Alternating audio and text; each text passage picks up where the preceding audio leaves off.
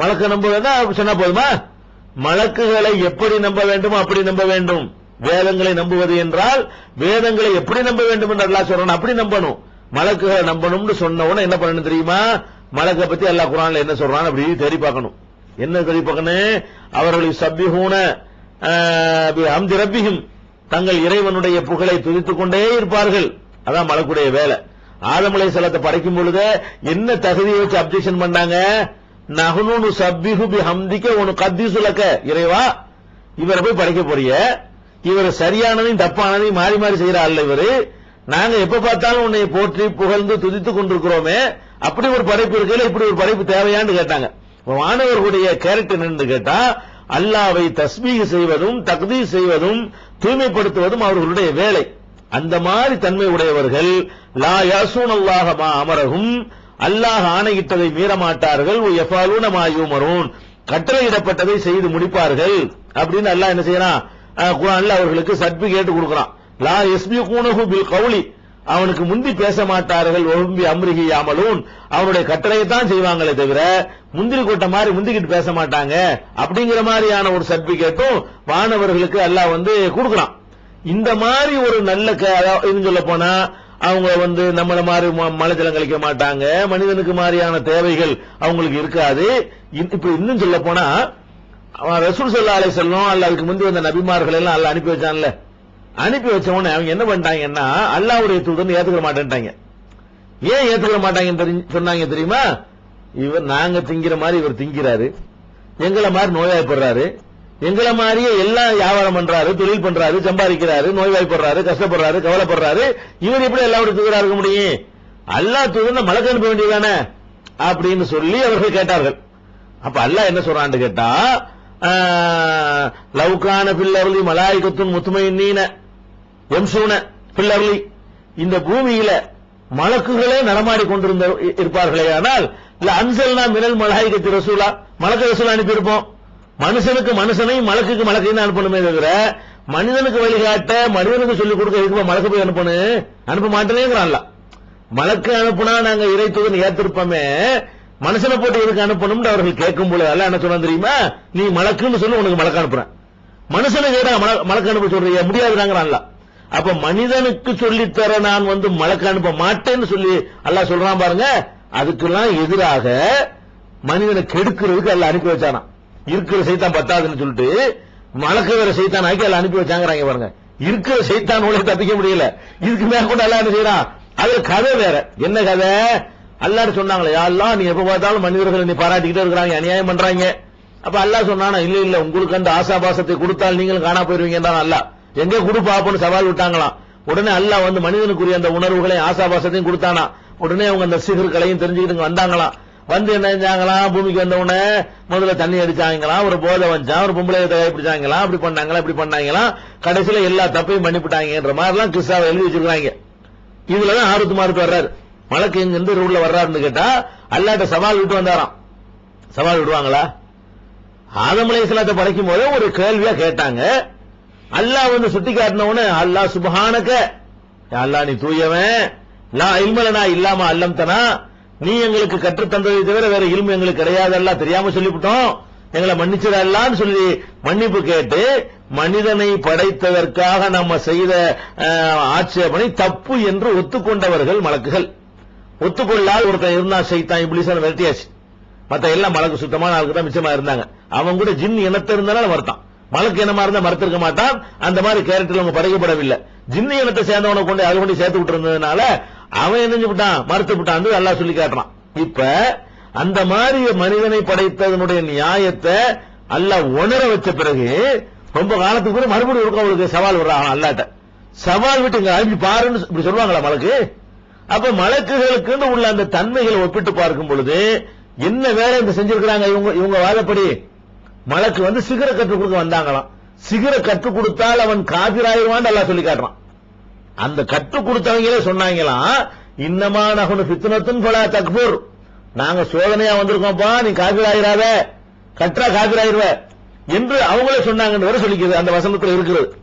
இதையெல்லாம் வச்சு பார்க்கும் பொழுது மலக்குகளுடைய கண்ணியத்தை உயர்த்தக்கூடிய அர்த்தத்தை நாம செய்திருக்கிறோம். அது இலக்கணத்தில் உள்ள அர்த்தம். என்ன அர்த்தம்? வானவர்களுக்கு இதுக்கு சம்பந்தம் இல்லைன்னு நாம அர்த்தம் செய்கிறோம். வானவர் தான் சிகரை சொல்லி தந்தார்னு இவங்க அர்த்தம் செய்யறாங்க. எது தீனுக்கு ஏற்றது, எது இறைவனுடைய கண்ணியத்துக்கு ஏற்றது, எது குர்ஆனுடைய மற்ற வசனங்களோட ஒத்து போகக்கூடியது, எது மலக்குகளுடைய கௌரவத்தை உயர்த்தக்கூடியது, எது இஸ்லாத்தினுடைய அடிப்படையை தகர்க்காதுன்னு யோசிச்சு பார்க்க வேணாமா? இத்தனை வருஷமா உங்களுக்கு தப்பா இருக்குன்னு ஏதாவது பண்ணிட்டு இருந்தா அதை நாங்களும் சொல்லணுமா? இதை விளங்கி கொள்ளணும். அதனால நாம சொன்ன அர்த்தம் தான் கரெக்ட். ஹாரூத் மாரூத் சைத்தான் தான், மனித சைத்தான் தான். அவங்க சொல்ல கேட்டுதான் நாசமா போயிட்டாங்க.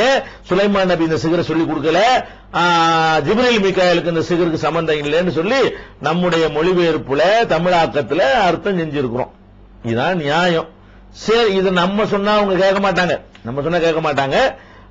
அதே நேரத்தில் தப்சீர்லயே சிறந்த தப்சீர் என்று இவங்க எல்லாரும் ஏற்றுக்கொண்டிருக்கக்கூடிய இந்த குரூப் எல்லாருமே, நம்மளை விமர்சிக்கக்கூடியவர்கள், இந்த கருத்தை உலகத்தில் இவங்க தான் முதல்ல சொல்லியிருக்கிறாங்க என்றெல்லாம் சொல்லக்கூடியவர்கள் இருக்காங்களே, அவங்களும் ஏற்றுக்கொள்ளக்கூடிய இப்னு கசீர்ங்கிற ஒரு நூலு தமிழ்ல போட்டிருக்கிறாங்க. இப்னு கசீர் தப்சீர் இப்னு கசீர்ங்கிறத தமிழ்ல வெளியிட்டு இருக்கிறார்கள்.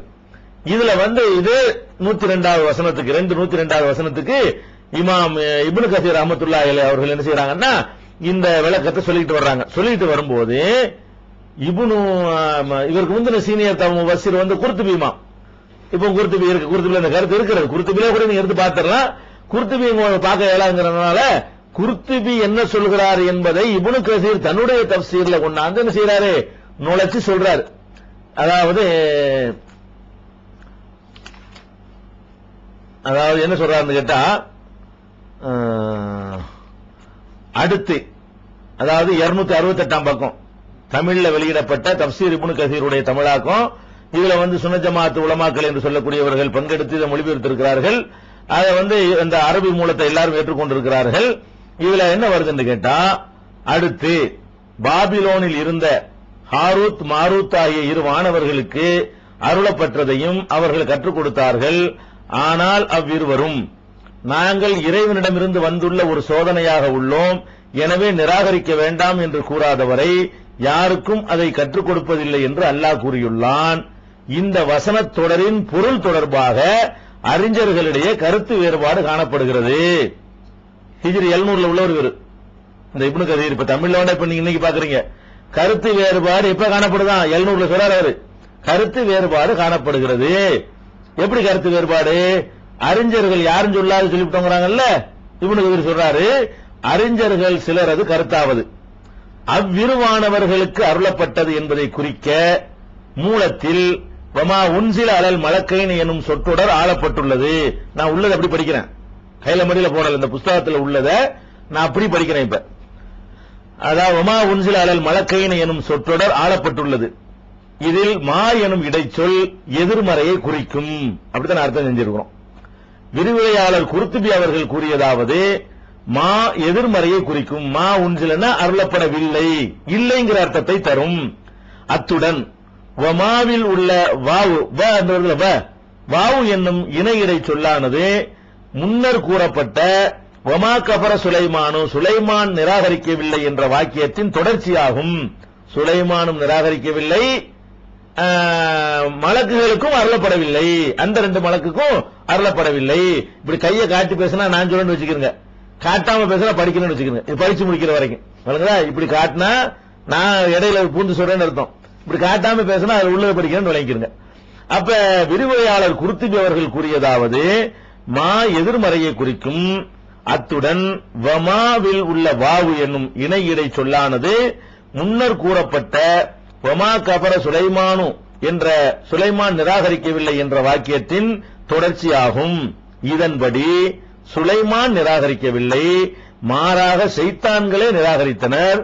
அவ்விருவானவர்களுக்கு அந்த சூனியக்கலை அருளப்பெறவில்லை என பொருள் விரியும்.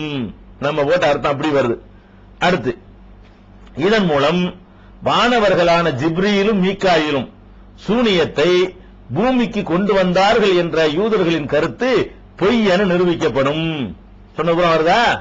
இதுக்கு முந்தைய ஹாரூத் மாரூத் ஜிப்ரீல் மீகாயிலை பத்தி பேசி வந்துச்சுல, அவங்களுக்கு இதுக்கு சம்பந்தம் இல்லைங்கிற கருத்து வந்துருச்சான்.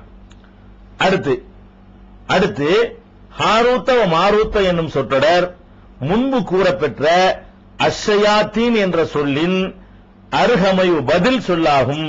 பதில் அதாவது அர்த்தம் செய்வோம், அதாவது அது இதன்படி பாபிலோனில் இருந்த ஹாரூத் மாரூத் ஆகிய ஷைத்தான்களே நிராகரித்தனர் என்று பொருள் வரும். பாயிண்ட் விளங்குதா? இப்னு கதீர் தமிழாக்கம்.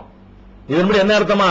ஹாரூத் மாரூத் என்ற ஷைத்தான்களே நிராகரித்தனர். அதுக்கப்புறம்